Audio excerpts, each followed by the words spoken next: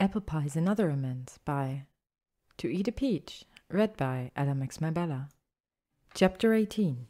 The next day Hermione wakes up to a sharp throbbing in her temples, and to pupils that refuse to work properly when they meet the sunlight, and to the taste of weak old rubbish on her tongue. "Oh, hell," she moans into her pillow. "What have I done?" At first, she can't remember how this happened. Then, the previous night comes flooding back to her in perfect, painful clarity. Everything had started so innocently. She parted ways with Harry and Ginny as quickly as possible, unwilling to witness them make the inevitable transition from snogging to not just snugging. As Hermione watched them vanish into the night, she felt a sense of relief that they had taken her news so well. But suddenly, the relief transformed into complete terror, because she liked Draco Malfoy, liked him, which could go badly, badly. Panic bubbled in her chest, and all Hermione could think to do was disapparate from the alley beside the Muggle restaurant to the pavement outside number 1 Diagon Alley. In front of her, the leaky cauldrons sat bright and welcoming, the din of a good Friday night pouring out from the open doors. She peered into its dirty windows cautiously, but saw no one inside that she knew. With her lips set in a grim line, she entered the tavern, marched up to the long bar, and ordered their largest glass of fire whiskey, please and thank you. The first sip scalded her throat, and it made her wonder how the hell Draco could drink bottle after bottle of this stuff. Of course, that only meant she had to try more. By her second glass, all the things she told Harry and Ginny resurfaced her mind. Like the way Draco made her laugh despite herself, or the way he talked about the war as though he didn't resent their conversations, or the way he was trying to shed his ugly past like an old skin. And okay, sure, she also thought about the way she kind of, sort of, wanted to find out how his lips tasted. By the fourth glass, she shared that information with the bartender, or at least some version of it. "He's a prat," Hermione began, sloshing the liquid in her glass with an expansive gesture. The bartender, an older witch with one of those wide-open faces, nodded sympathetically and gave another patron a refill. "They all are, sweetie." "Ah, but this one's a special case, Pratt. There have been articles about his prattishness, published ones." The bartender started hanging clean glasses above the bar without comment. Unfortunately, Hermione took this non-response as a cue to keep babbling. "I mean, he's arrogant," she went on, "still, after all these years, and even though he's remorseful now, and troubled and sad and bloody Batman, he still thinks he's great." "And you don't agree?" the bartender asked. Hermione tossed back another drink of whiskey and groaned. "That's the problem. He is great, just not in the way he thinks. I mean, yes, he's fit, good-looking and rich, handsome Batman, but he's also funny and clever and perceptive and honest in a way he didn't used to be, and his eyes, Merlin, his eyes." She didn't finish cataloguing all the things that were wrong, but also weirdly, unexpectedly, wonderfully right about Draco Malfoy, until the glass rattled with only ice cubes. By this point, the night had grown very late, without Hermione realizing it. The bartender had already ushered out the remaining patrons, locked the front door, and Lumos Nox the main lights. Then, with a practiced hand, the older witch led an unsteady Hermione to the flue station at the back of the leaky. "Where to, love?" the bartender asked, gently positioning Hermione in the fireplace and scooping up some flue powder. "Granger's flat. I mean my flat. Hermione Granger.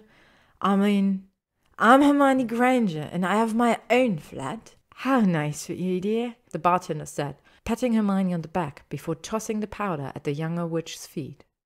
All of which leads Hermione to her current predicament, lying full-clothed in bed after 2 p.m. on Saturday, hungover and still very confused about a funny, clever, perceptive, honest wizard with stupidly interesting eyes and a bad past. "Why am I an idiot?" Hermione wails, kicking at her tangled sheets. "Well, miss," a small voice to her right squeaks, "given the smell of your breath, maybe you would say Miss had too many drinks last night." Hermione immediately rose onto her side and pulled her covers back up to her chin. "Maybe? What are you doing here? I didn't show up at the manor last night, did I? The elf, who looks quite at home sitting on the plush chair beside Hermione's bed, gives the witch a tranquil smile. No, miss, you did not. Mavy's just here to deliver a message, and to help miss by the smell of it. Hermione opens and closes her mouth dumbly and then croaks. Message? Why didn't Draco just send Pleiades? Well, to be honest, Pleiades is still a touch miffed at Mr. Draco after all that flying around inside the dining room last weekend. But the real reason Mavy's here and not an owl is because Mr. Draco wasn't the one to send Miss a message this morning. At this last piece of information, Hermione jerks up into a seated position and then gasps at the ensuing pang in her head. It feels like a vomit-inducing combination of a spin and a jab. Mavie gives Hermione a sympathetic pat on the hand. Miss should really think about moving more slowly this afternoon, at least for a while. Miss will take that suggestion under extreme consideration. Hermione clenches her eyelids shut and places her fingers upon each of her temples in order to press away the pain. The attempt is illogical, but she's just about willing to do anything to lessen her headache. It's in this pose that Hermione feels rather than sees the soft drop of something into her lap. She peeks down through squinted eyelids to find a small square envelope on her blanketed knee. This envelope is shaped like the ones Draco usually sends, but it's not the same luxurious cream color. The paper of this envelope shimmers iridescent silver or gold, depending on the light. Magic cardstock, obviously charmed to catch the reader's eye. As Hermione picks up the envelope and slides it open, she muses that stationery like this probably costs a small fortune. The calligraphy on the invitation inside is lovely, but not Draco's. This writing slants in a direction opposite to his, and the ink lines are also lighter, as if made by a smaller hand. In a pretty yet somehow unyielding way, the note reads, Miss Hermione Granger's presence is expected today. 4 o'clock at Malfoy Manor. For afternoon tea with Mrs. Narcissa Malfoy. That's it. No elaborations or explanations. No reply card either. Just a command for tea. Today, with the High Priestess of Purebloods herself. Hermione sighs loudly. Well, that's just bloody fantastic, isn't it? How so, miss? Your employer, Mrs. Malfoy?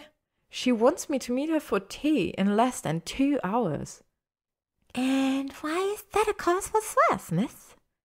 Because her sister tried to kill me 2 years ago, because Narcissa might try to finish the job today with tea and crumpets, because I want to knock her son senseless. Aloud, Hermione says. Because I'm so hungover, I think I might actually be dead and just haven't figured it out yet. Mavie pats Hermione's hand again and then twists in her seat. From behind her back, she pulls out a black satin clutch. Mavie opens the purse and removes a brown apothecary bottle. One of Mr. Draco's sober potions, she explains, while she hands the bottle over to Hermione. Mavie has carried them with her the last few years, just in case. Hermione inspects the bottle, and a cold lump of shame settles in the pit of her stomach. Thank you, Mavie, she whispers. The elf shrugs offhandedly. Will Miss need more of this potion in the future? Perhaps Mavie should continue to keep it stocked. Despite the way the motion makes her brain slosh, Hermione shakes her head hard. No, I won't. Especially if I want to keep seeing Draco.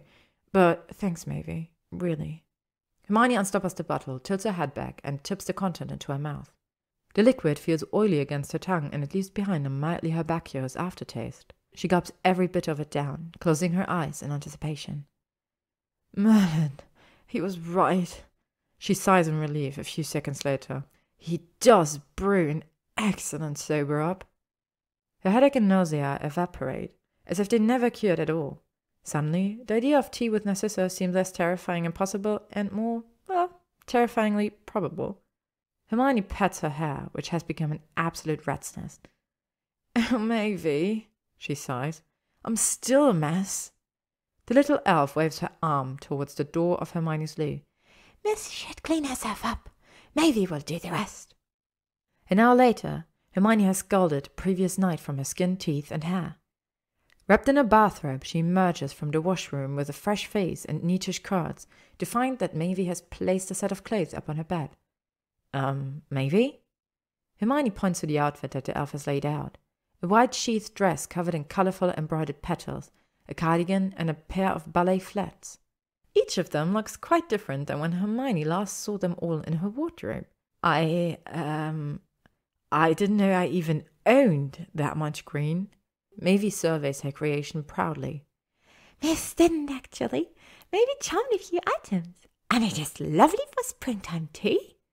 Feeling oddly petulant and highly Gryffindor, Hermione folds her arms across her chest. Could we transfigure those back to their original red and pink colours, please?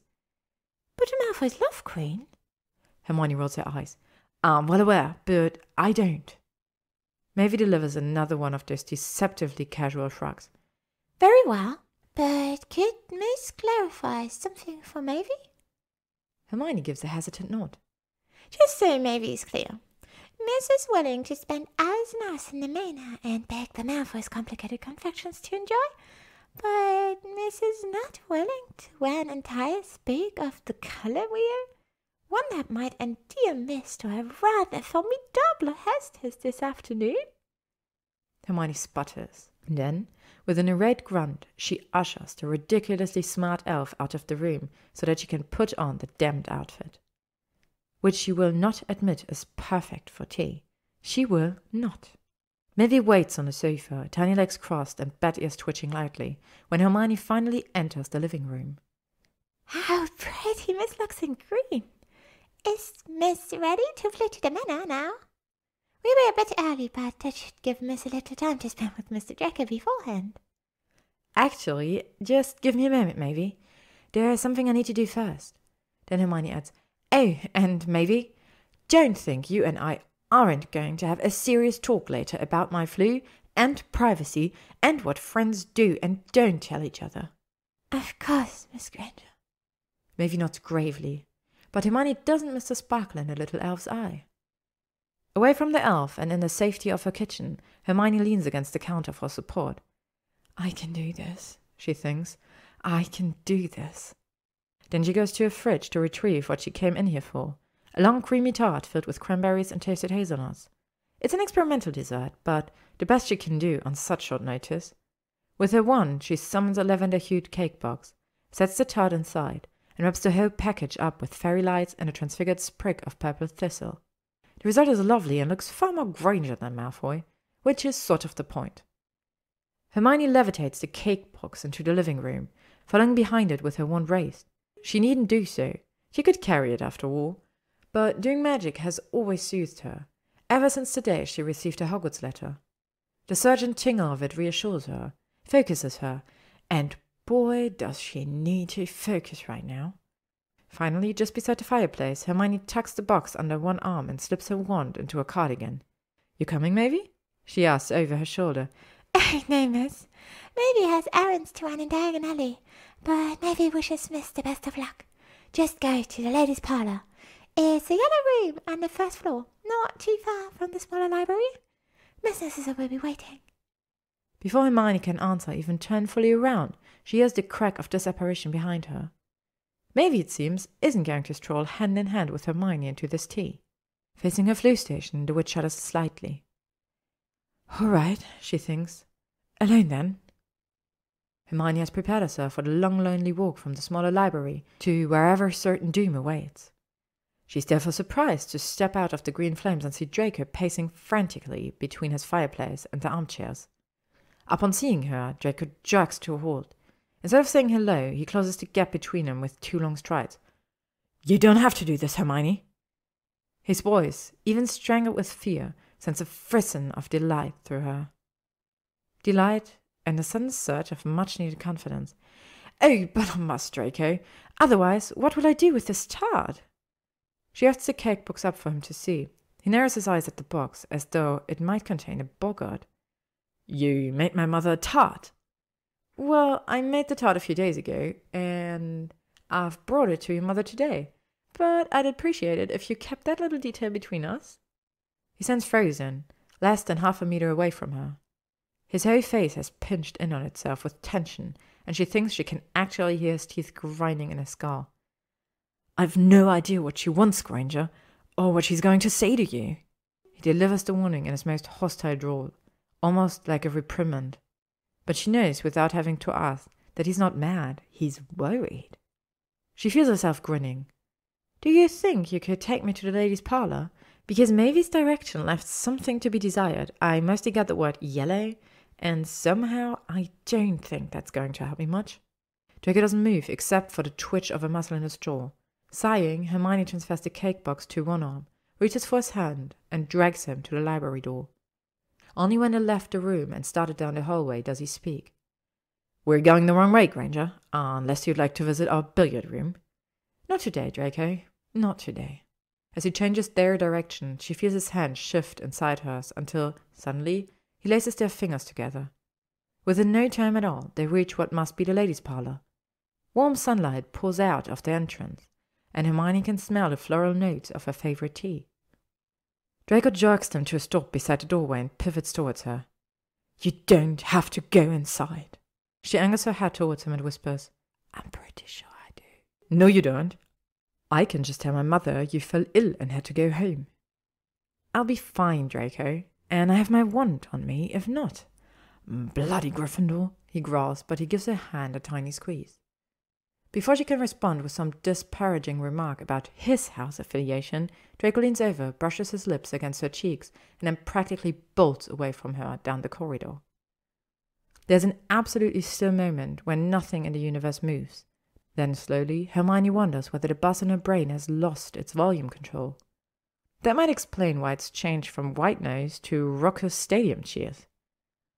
Listening to the roar in her head, she absently touches her cheek. The skin there feels warm from either her blush or his kiss, or both. Once Hermione has both her brain and her blush under control, she crosses the threshold of the parlour, feeling a little like she could take on Voldemort himself.